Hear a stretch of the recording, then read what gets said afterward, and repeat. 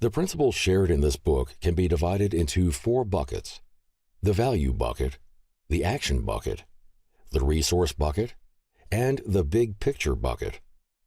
The value bucket encompasses 6 principles that empower entrepreneurs to create something of value, not just valuable to them, but valuable to a broad base of users. This is the primary goal of any entrepreneur.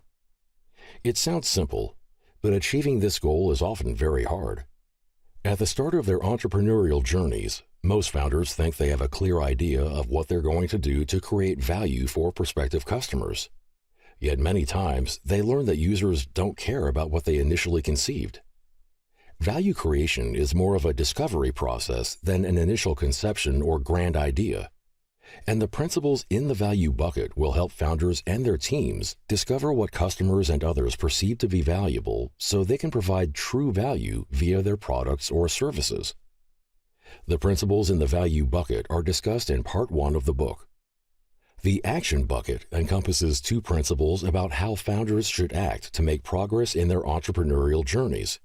These principles are drawn from studying what entrepreneurs actually do, examining how they act from one day to the next. The principles in the action bucket are discussed in part 2 of the book. The resource bucket encompasses 2 principles pertaining to resourcing a new venture. Entrepreneurs are almost always resource constrained. They typically don't have all the resources they need to do what they want to do. However, to make progress, they need to overcome and go beyond these constraints. The principles in the resource bucket empower founders to do this. The principles in the resource bucket are discussed in part 3 of the book.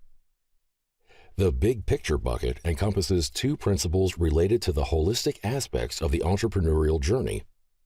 These principles help entrepreneurs appreciate and understand the integrated nature of entrepreneurship and empower founders to think and act in accordance with this more integrated perspective.